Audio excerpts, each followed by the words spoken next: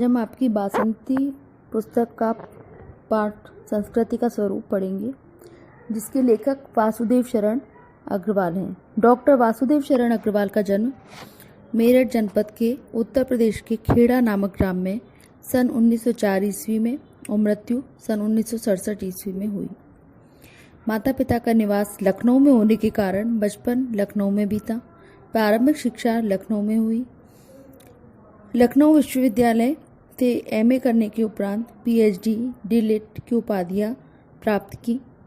इन्होंने central Asian antiquities museum के अधीक्षक तथा भारतीय पुरातत्व विभाग के अध्यक्ष पद पर सफलतापूर्वक कार्य किया।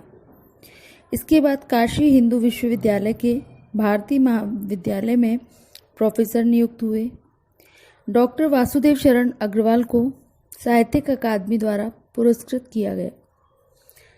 फाइन आर्ट सेक्शन मुंबई के सभापति और ऑल इंडिया ओरिएंटल कांग्रेस के सभापति रहे।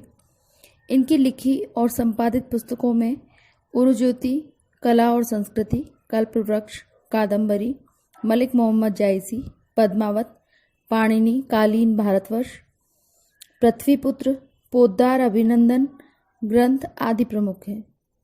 देखिए छात्रों, इसमें हम इनका जो मुख्य आपके जो एग्ज़ाम में आते हैं लेखक परिचय में, तो जन्म, मृत्यु और जन्म का स्थान आपको लिखना है, ठीक है। और इनकी सारी रचनाएं आपको याद करनी है, वो भी आपको लिखनी है, ठीक है। आगे देखिए, डॉक्टर वासुदेव शरण अग्रवाल भारतीय इतिहास, पुरातत्व और भारतीय संस्कृति के गंभीर अध्येताओं में शीर्ष स्थान पर हैं। चरित्र की नवीन पीठिका प्रस्तुत कालिदास के मेघदूत और बाणभट्ट के हर्ष चरित्र की नवीन पीठिका प्रस्तुत करने में इनका महत्वपूर्ण योगदान है। इनके जो ग्रंथ हैं वो कहीं ना कहीं हमारी इतिहास और संस्कृति के ही इर्द गिर्द घूमते हैं, क्योंकि इनका जो पसंदीदा विषय रहा है वो यही रहा है, हमारा इतिहास और हमारी संस्कृति।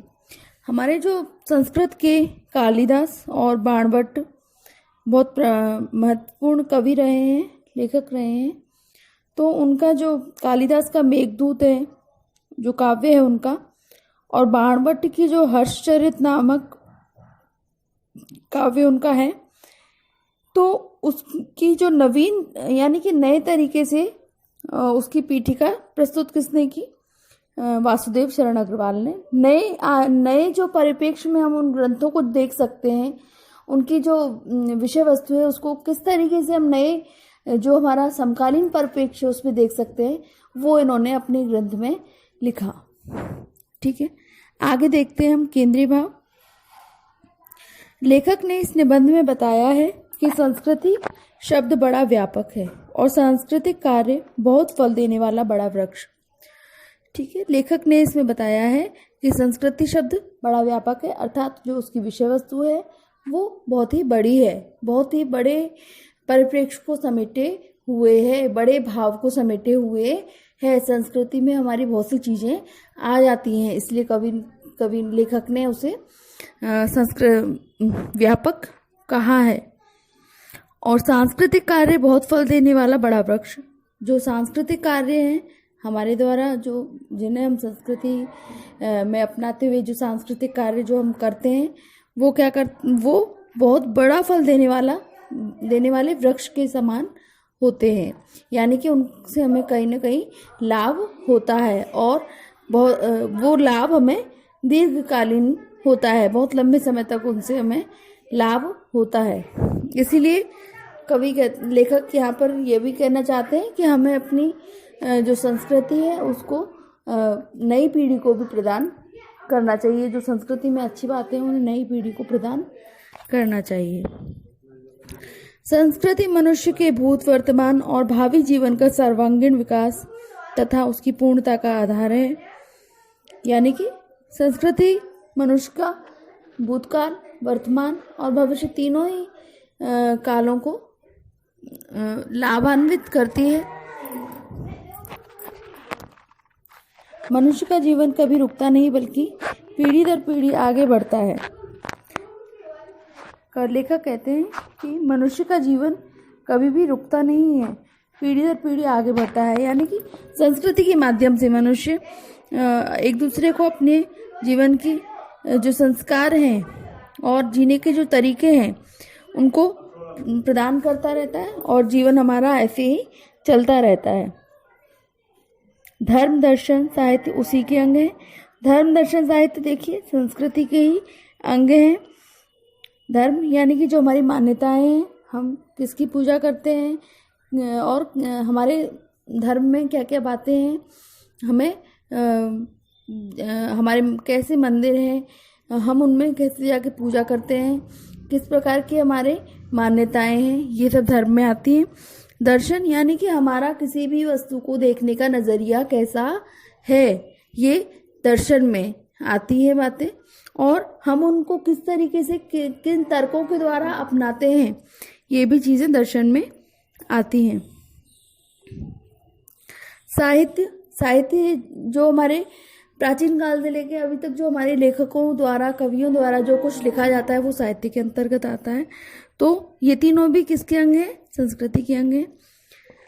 संस्कृति को लेखक ने मन का मन, प्राणों का प्राण और शरीर का शरीर निरूपित किया है। यहाँ कवि मन का मन, प्राणों का प्राण और शरीर का शरीर कहने से कवि का, लेखक का यह तात्पर्य है कि ये हमारे जीवन का महत्वपूर्ण अंग है। संस्कृति हमारे जीवन का महत्वपूर्ण अंग है।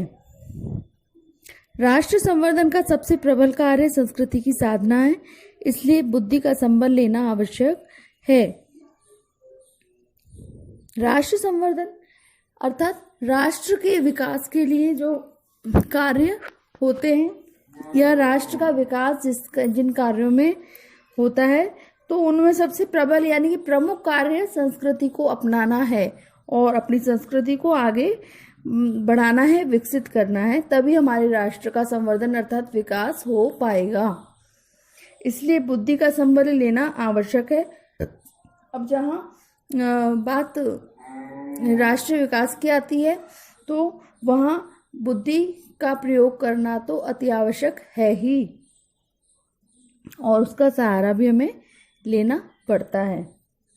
पूर्व और नूतन का जहाँ मेल होता है वहीं उच्च संस्कृति की उपजाऊ भूमि है। मनुष्य देखिए, लेकिन जो संस्कृति का एक विकसित रूप है या एक सुदृढ़ रूप हम जिसे कह सकते हैं, वो क्या है? पूर्व और नूतन का मेल। यानी कि जो कुछ पुराना है उसमें से हमें उसका, और जो कुछ नया है, दोनों का मेल ही संस्कृति का एक सुदृढ़ रूप है। अब पुराने में हम इसका मतलब ये नहीं है कि हमें सब कुछ पुराना अपना लेना चाहिए, या नए में ये नहीं है कि हमें नई जो संस्कृति है उसमें सब कुछ सारी बातें हमें उनकी अपना लेनी चाहिए। जिन दोनों में ही, पूर्व और नूतन दोनों में ही जो कुछ बातें अच्छी हैं, हमारे लिए श्रेयस्कर हैं, लाभकारी हैं, केवल हमें उन्हें अपनाना चाहिए। तो यह संस्कृति का एक उपजाऊ रूप कहलाता है। मनुष्य के चरित्र मनुष्यों के कारण स्वयं मनुष्यों द्वारा ही निश्चित किए जाते हैं। अब देखिए, यहाँ पर यह कह रहा है लेखक कि किसी भी व्यक्ति का चरित्र मनुष्यों के द्वारा ही निर्धारित किए जाते हैं। यानी कि हम स्वयं समाज में निर्धारित कर देते हैं कि ये मापदंड एक अच्छे मनुष्य के मापदंड हैं, और उसी के आधार पर हम कहते हैं कि फला व्यक्ति ऐसा है और फला व्यक्ति ऐसा है। ठीक है, हमें दुराग्रहों से मुक्त होकर ही प्रत्येक वस्तु को कसौटी पर कसकर देखना होगा। लेकिन हमें जो संस्कृति है हमारी, उनमें से जो अच्छी बातें हैं उन्हें हमें क्या है? दुराग्रह, यानी कि अपने अंदर जो हमने मान्यताएं बना ली हैं किसी भी बात के प्रति, तो उन्हें हमें उन आग्रहों से मुक्त होकर हमें पहले से ही हमें नहीं सोचना चाहिए कि ये चीज़ हमारे लिए अच्छी नहीं है, ऐसा हमें नहीं सोचना चाहिए। हमें उसको दुराग्रहों से मुक्त होकर प्रत्येक वस्तु को कसौटी पर कसकर देखना होगा, उसकी अच्छे गुणों पर कसकर हमें देखना होगा। कर्म से भयभीत व्यक्ति केवल विचारों की उलझन में फंस जाता है, तब वह जीवन की किसी नई पद्धति या संस्कृति को जन्म नहीं दे पाता। ठीक है, जो व्यक्ति, देखिए अब कर्म हर जगह महत्वपूर्ण है, तो कर्म से जो व्यक्ति पहले ही भयभीत हो जाता है, डर जाता है, तो वो उसका तो आगे बढ़ना असंभव ही है। केवल वो व्यक्ति विचारों की उलझन में ही फंस जाता है और उसी में फंसकर रह जाता है, उसका विकास नहीं हो पाता, वो नया कुछ भी नहीं अपना पाता या संस्कृति को जन्म नहीं दे पाता। इसलिए कर्म को कवि ने महत्वपूर्ण बताया है कि पहले हमें कर्म करना होगा, तभी हम कुछ प्राप्त कर सकेंगे। इसलिए पूर्वकालीन संस्कृति के जो निर्माणकारी तत्व हैं उन्हें लेकर हम कर्म में लगे और नई वस्तु का निर्माण करें। अब यहाँ लेखक कहते हैं कि इसीलिए हमें क्या करना चाहिए, जो पूर्वकालीन अर्थात पहले समय की जो संस्कृति है उसके जो निर्माणकारी तत्व है, यानी कि वो जो कि वे तत्व जो कि हमारा विकास कर सकते हैं, निर्माण कर सकते हैं, ऐसे तत्वों को, ऐसी बातों को हमें अपनाना होगा और उन्हें लेकर कर्म में रत रहकर हमें नए